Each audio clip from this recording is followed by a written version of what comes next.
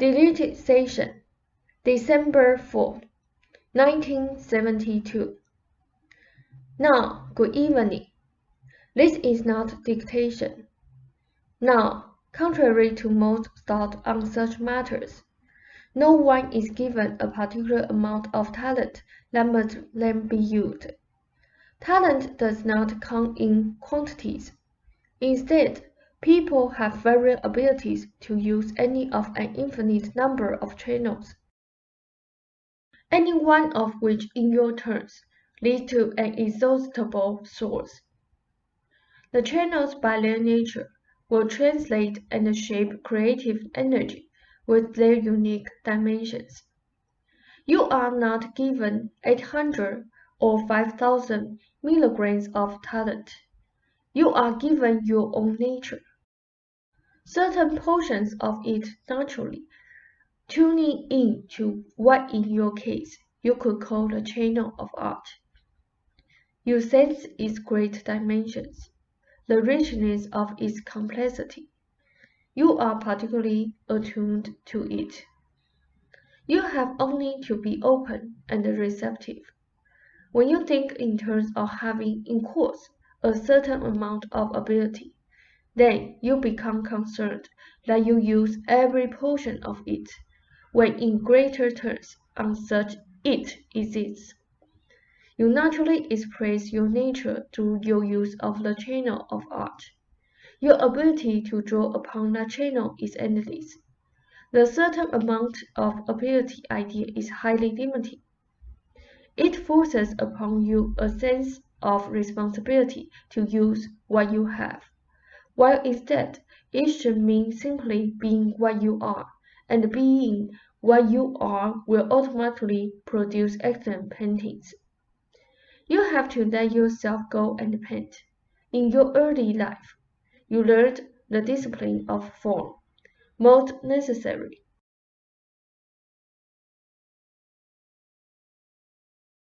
The knowledge of form is one that many never assimilate. You were giving yourself a thorough foundation. The framework learning the form first was adopted for several reasons, having to do with other existences, to some extent given.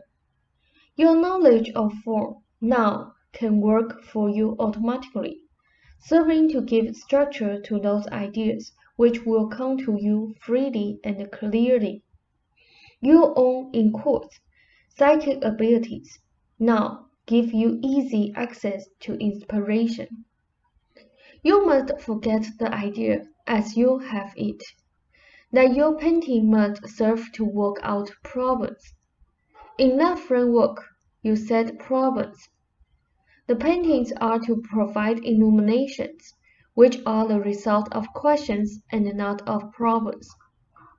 You know enough technically to solve any such problems in those old limited terms. We are on to you tonight. Forget the idea of man's work and what your paintings should provide, and the idea of fame or success. Let yourself go with the joy of painting what you want to, but forgetting also, again, the idea that your paintings are working out problems, technical or not. In doodles, in oils, in whatever suits you, and whatever suits you over a period of time, will find its own pattern. Do not harness yourself with the idea that you had so much in course ability, and that you have not used it. That is not the case. You have instead an open channel. You choose to spend a good amount of time dealing with form. You wanted to express ideas in paintings that do not come in use, and to merge a particular kind of understanding with a particular kind of form. You had an existence in which your art matured early, as Joseph in Numbers 7. You dealt with emotion unrestrained by discipline, and with the feelings of a young man. Joseph was not able to paint anything worthwhile past the age of 40. and he turned to a landowner's province.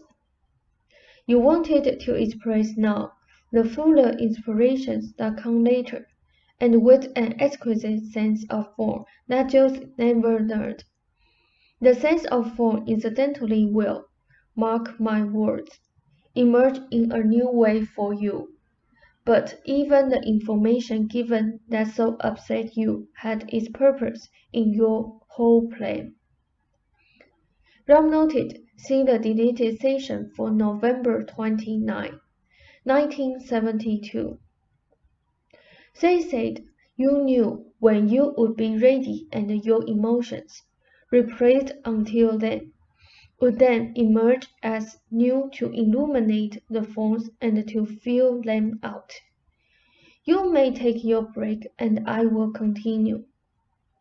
Now, regardless of what you think, pure inspiration has nothing to do with time. Each artist has other overall concepts to work with besides those regarding his art. Van Gogh, for your information, was upset personally with ideas of self-mutilation, and underwent great inner torture. He chose those feelings, however, so that he could view the world and the reality in a certain light. That light enabled him to do what he wanted to, but could not fake. Paint the world through that particular unique version.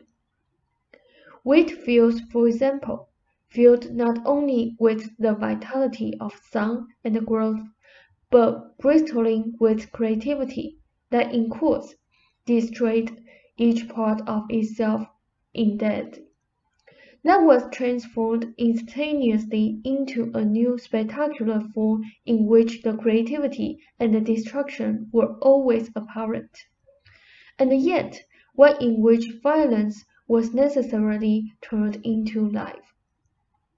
Personally, then, he took upon himself what you would say perhaps were great problems, too great for the personality to handle, but his inner tendencies for self-mutilation always kept his vision true to his main image of the world. Your own great problem, the inhibition of emotion, fits in with your own design as well as his did. He was not ever satisfied with his work, and had far less satisfaction in general from his fellow beings than you have. His success in course was not success to him. The illumination that makes great paintings, again, has nothing to do with time. A man may work for nearly a century and not attain it, or it may come tomorrow afternoon. Van Gogh was true to his vision, which means he was true to the self he created for himself in that time. And so must you be. But you must also have faith in what you have done, for it was all done in faithful rendering of your view of reality, in course at any given time. And therefore, the fact, for example, that you withheld certain kinds of emotion from it is not a failure. The repression, however, was to remind you of freer patterns that would and could flow. A landscape is not lacking, because it is not a portrait. They are two different kinds of things, but you would sense the different kind of thing. Now, the repressed emotion itself is apparent in your past paintings. It is something that you cannot try to put into them. You cannot fake it, and so you did not fake it. The paintings, therefore, speak in themselves of the unspoken that wishes to speak, the hidden that wants to be revealed. One of your purposes has been to express just that. You also wanted your work to show and express those mysterious moments when the rivers begin to flow. The heart learns to speak.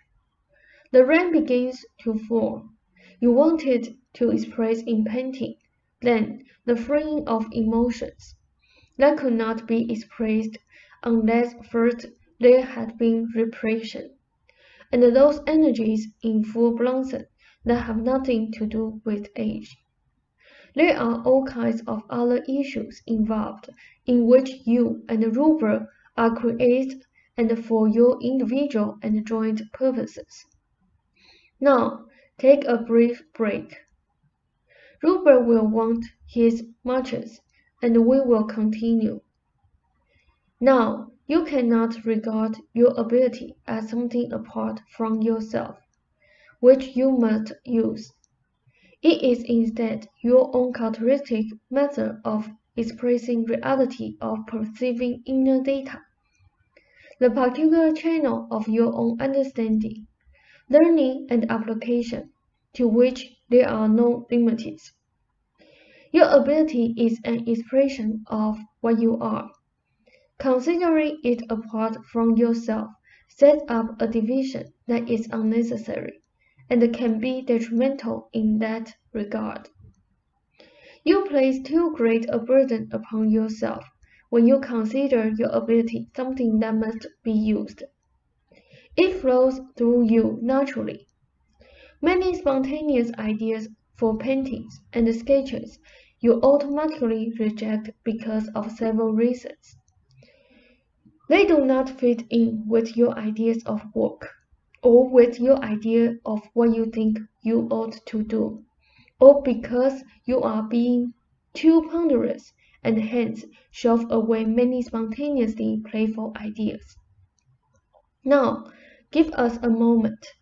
You must recapture the feeling of painting for fun, the play of the gods, your natural expression. Instead, you project ponderous ideas of success or failure. Consider work as a series of problems to be solved, and forget the idea of spontaneously creating. Do not think so in terms of stages of paintings and their execution. See the complete painting as you want it, and have the faith that it will look that way. Instead, you are overly concerned with the stages it will go through, or must, and this is inhibiting. Let the image in your mind flow imaginatively onto the board. You often think so in terms of the problems to be worked out that you concentrate upon those, in your turns. Do one of two things if they are distractions. Admit them, and quite freely allow them to go into the painting freely, or firmly tell yourself that you will not allow them to divert you, but take one stand or the other. Your phone is ready. The ideas I have given you will bring that phone to free life, however, if you use them.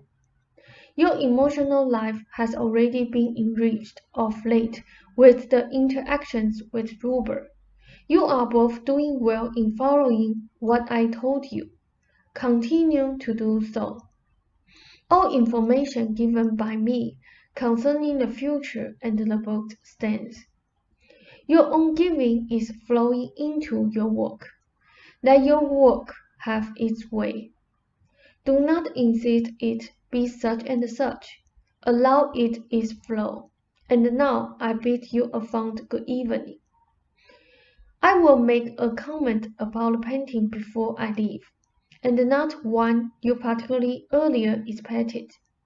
But there is the utterance beginning to speak, the face about to move, the eyes about to bring with feeling, the image therefore of yourself standing with the knowledge of the unspoken, the unexpressed on the verge of new expression, the painting on the verge, then, of coming alive. And now I bid you a fond good evening. Rob said good evening, Seth. Thank you very much. They said, and then we will return next time to dictation. But you are both doing well. Ralph said, "Yes, thank you." Ralph noted, "The portrait discussed above is one I recently finished after many attempts. I nearly discarded it several times, and even now I realize its shortcomings. I saved it and learned from it, but it of course bears the scars of the struggle. It's serving as the basis for new work and ideas also." The long-haired man facing the viewers laughed.